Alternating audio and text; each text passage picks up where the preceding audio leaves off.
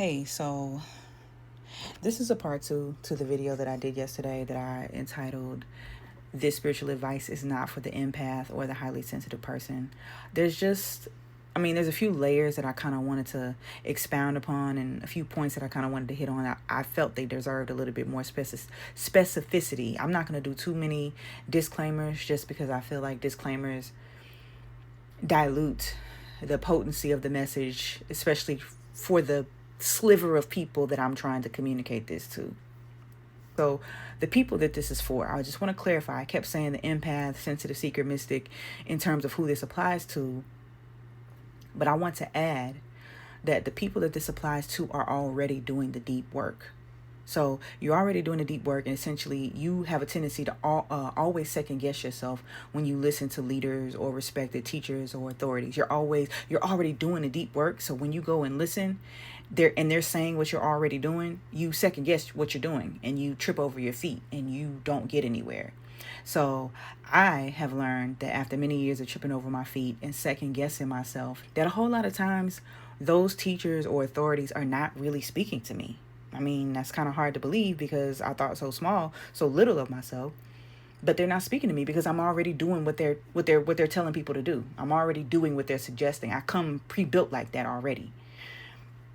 So just understand that there are people who don't yet know the things that you've already learned and have already begun to start to apply in your life. So you don't need to buckle down and do it harder. You already do that. Just don't listen. So this message is for that person.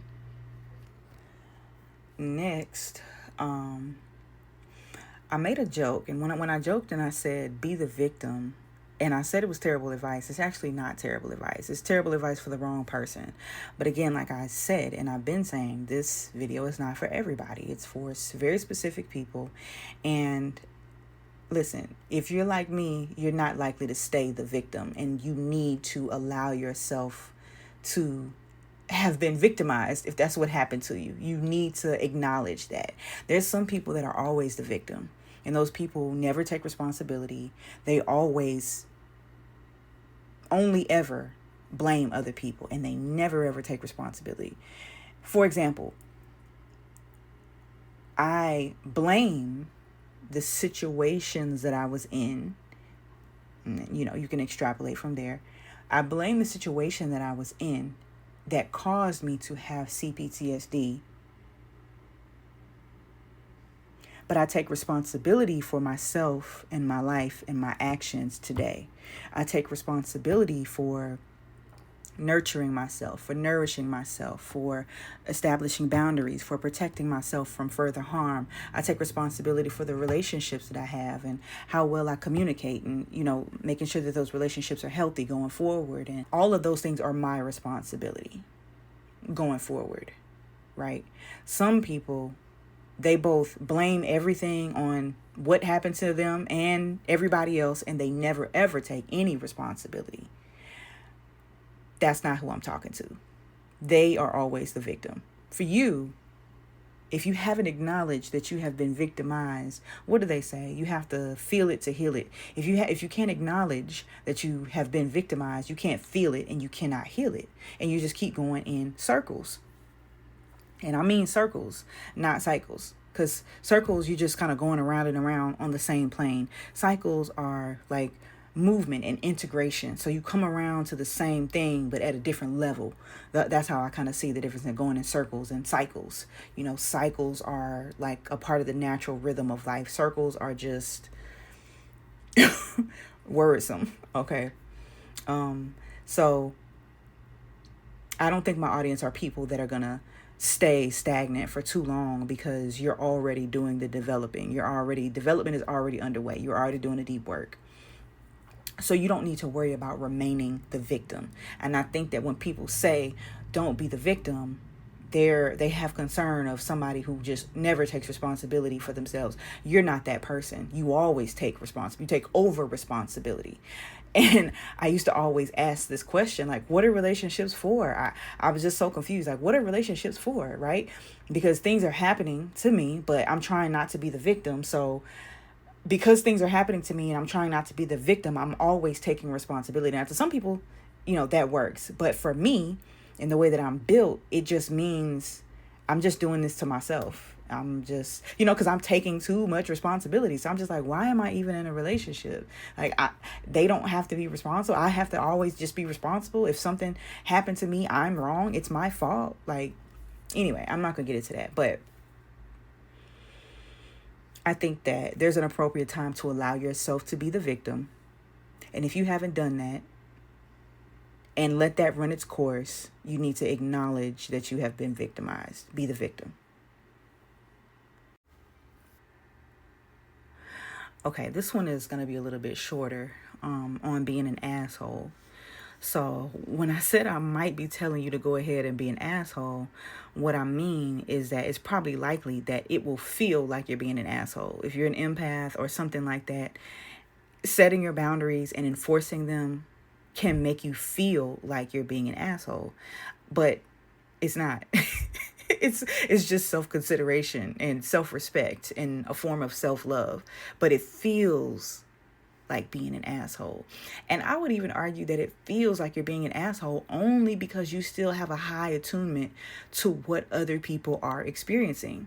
You know what I'm saying? Like, if somebody ran over your foot and it hurts real bad, and they just create this big scene about, oh my God, I feel so bad, I feel so terrible.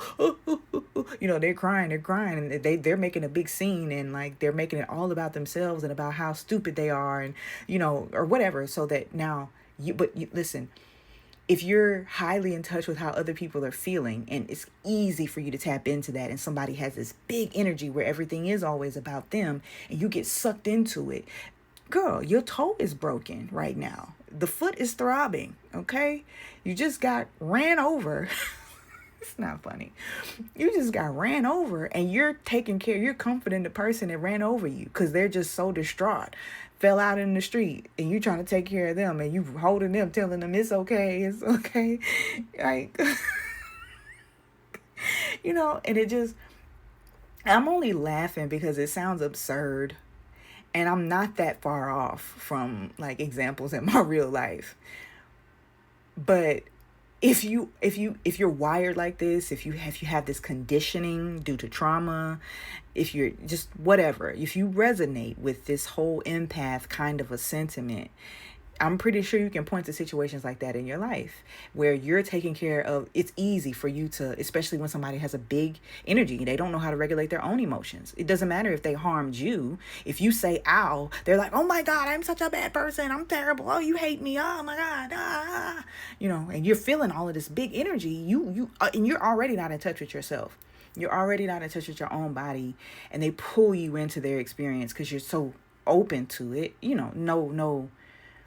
Obviously, I'm sorry if that sounded like a judgment. I'm just kind of speaking freely. You're open to it. And so they pull you into their energy, and you don't even know how you feel. Girl, like I said, your foot is broken. The foot is throbbing. The toe is broken. Like, can we get a medic? I'm sorry. Okay. I'm sorry.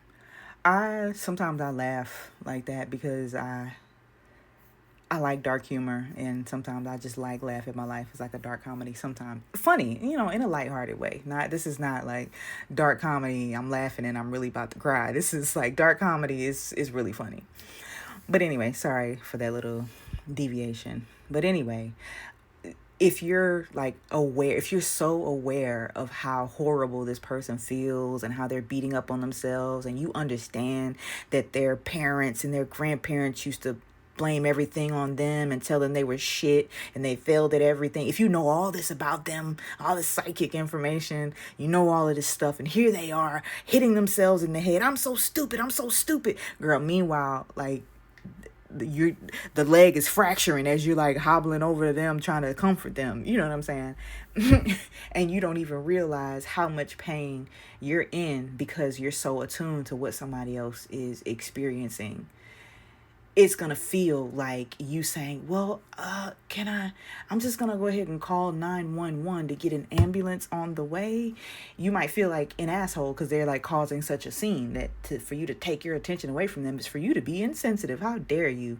I know I'm really being absurd here, but I hope that you get the point. I'm using an absurd example because it's crazy, but be an asshole. It's not really an asshole, like I've been saying this whole time, but it might feel to you like being an asshole. And once you do it and you implement it and you see the peace that you feel on the other end of it, it might not feel like peace right away when you first start, quote unquote, being an asshole.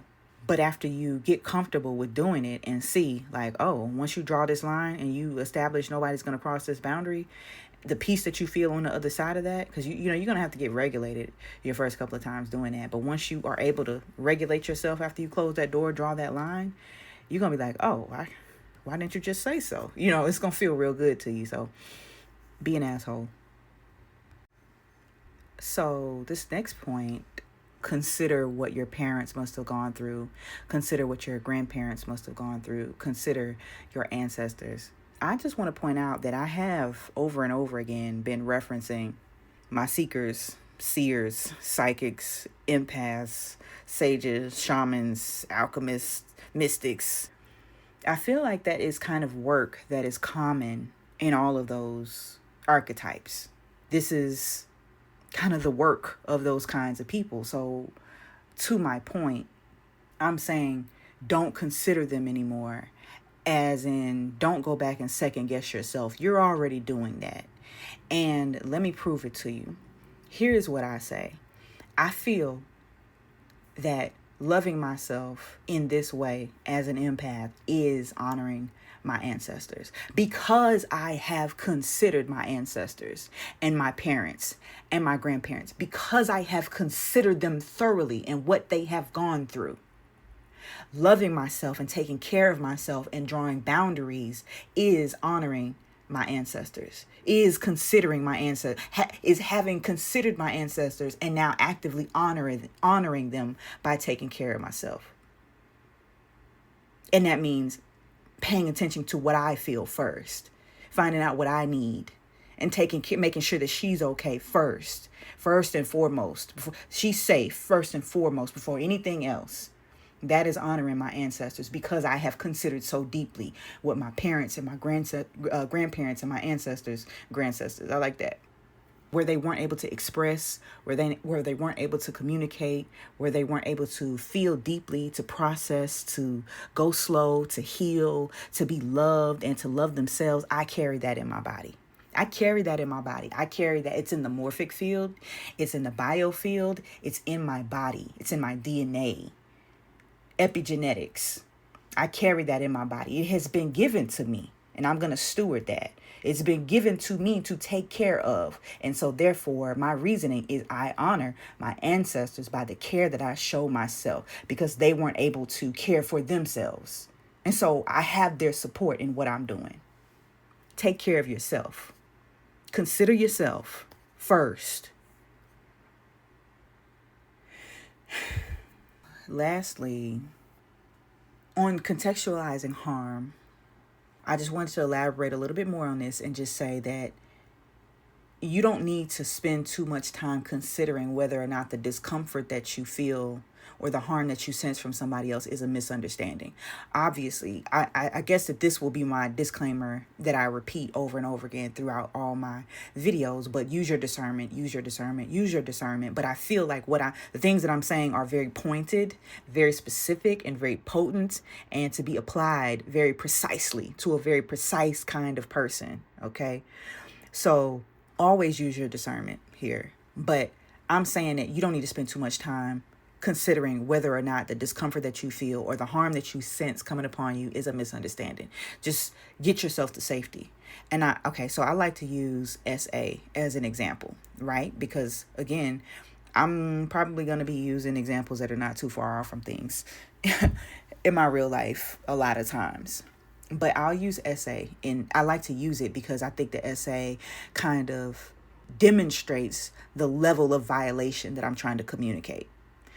Okay, so you're walking down the street and all of a sudden you feel somebody's pelvis area up against your back, right?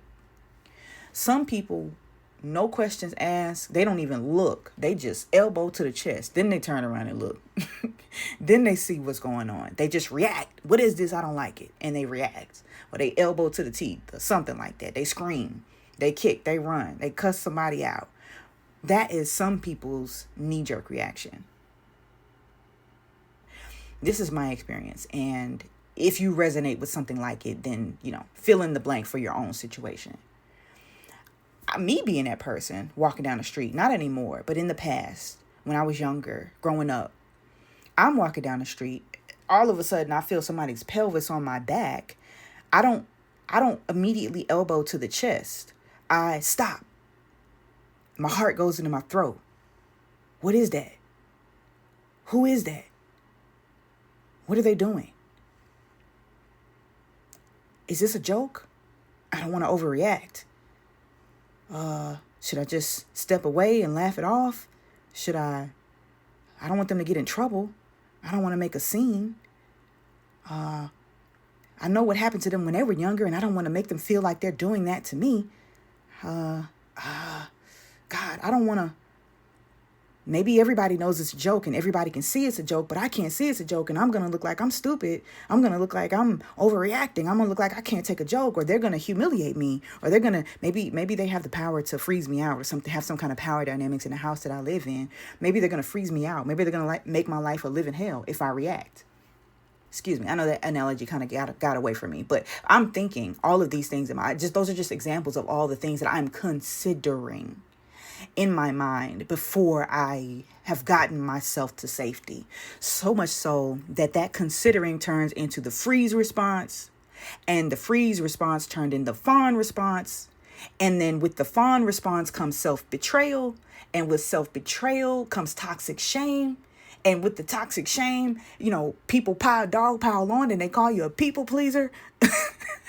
Listen, it just goes on and on and on and on. So basically, to the point of not contextualizing harm, I just mean to say you need to, once you attune to your body, once you attune to yourself a little bit more keenly, you won't think all of those things first. You will just kind of like, get it off me. What is that? Kind of like, if you feel a spider, poor spider, but kind of like if you feel a spider, you don't even know. Like if you think it's a spider, you just go, what?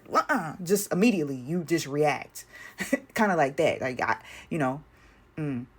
So yeah, no more contextualizing harm. That's what I mean by that. Now, use your discernment, but there it is.